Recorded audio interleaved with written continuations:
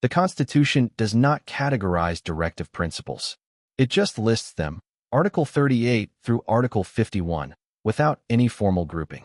But scholars and UPSC examiners divide them into three categories based on the ideological and philosophical tradition each reflects. You must know every article's category.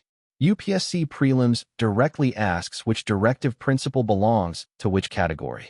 The three categories are socialistic, Gandhian, and liberal intellectual. Let me explain each category by connecting it to its philosophical roots, and then go through the articles. The socialistic category reflects socialist ideology, the idea that wealth, resources, and opportunity should be distributed equitably, that workers deserve fair wages and humane conditions, that children and weaker sections deserve protection. These are the welfare state principles that India's constitution makers, many of whom were deeply influenced by socialism, wanted the government to pursue. The Gandhian category reflects Mahatma Gandhi's vision for independent India. Gandhi believed in village republics where each village was self-sufficient. He believed in cottage industries, not factories. He believed in protecting cows. He believed in prohibition of alcohol. He believed in uplifting the lowest and most oppressed. These articles encode that vision. The liberal intellectual category reflects the more cosmopolitan, internationally minded values of leaders like Nehru. International peace, environmental protection, separation of judiciary from executive, a uniform civil code, the belief that India should be a rational, modern nation with secular institutions. Now let us go through the articles. Socialistic directive principles include Article 38, which asks the state to work towards a social order that minimizes inequalities in income, status, facilities, and opportunities. Article 39 has 6 subclauses. Subclause A asks the state to ensure adequate means of livelihood for all citizens. Subclause B says material resources of the community should be distributed to serve the common good. Subclause C says the economic system should not result in concentration of wealth.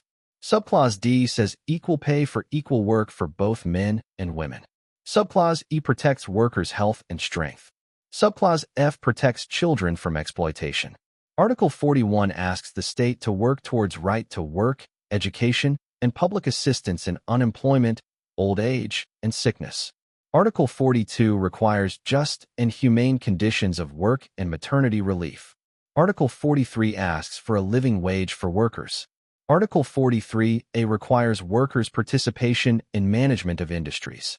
And the first part of Article 47 on raising nutrition and public health is also socialistic. Gandhian directive principles include Article 40 on organizing village panchayats. This is the most important Gandhian DPSP. It was a non-justiciable directive for 42 years until the 73rd Amendment of 1992 made it a constitutional reality through Part 9. The second part of Article 43 on promoting cottage industries is Gandhian. Article 43B on cooperative societies added by the 97th Amendment of 2011 is Gandhian. Article 46 on promoting educational and economic interests of scheduled castes, scheduled tribes, and weaker sections is Gandhian. The second part of Article 47 on prohibition of intoxicating drinks is Gandhian. And Article 48 on organizing agriculture on modern lines and protecting cows is Gandhian. Note carefully. Articles 43 and 47 each straddle 2 categories. Article 43 has a socialistic first half and a Gandhian second half. Article 47 has a socialistic first half and a Gandhian second half. This dual nature of these 2 articles is directly tested in exams. Liberal intellectual directive principles include Article 44 on the Uniform Civil Code, Article 45 on early childhood care, Article 48A on protection of environment added by the 42nd Amendment of 1976. Article 49 on protection of monuments of national importance. Article 50 on separation of judiciary from the executive. And Article 51 on promotion of international peace, security, and respect for international law. For your exam, the simplest memory structure is this. Socialistic means economic welfare. Gandhian means village India and Gandhian ideals. Liberal means modern secular governance. Now your MCQ. Which of the following is a Gandhian directive principle? Option 1. Article 39 on equal pay for equal work and distribution of material resources. Option 2. Article 44 on Uniform Civil Code. Option 3. Article 40 on Organization of Village Panchayats. Option 4. Article 51 on Promotion of International Peace and Security. Think carefully. The correct answer is option 3. Article 40 on Organization of Village Panchayats is a Gandhian directive principle. Gandhi's vision of village self-governance is directly embedded in this article, and it eventually found constitutional expression through the 73rd Amendment. Option 1, Article 39, is socialistic.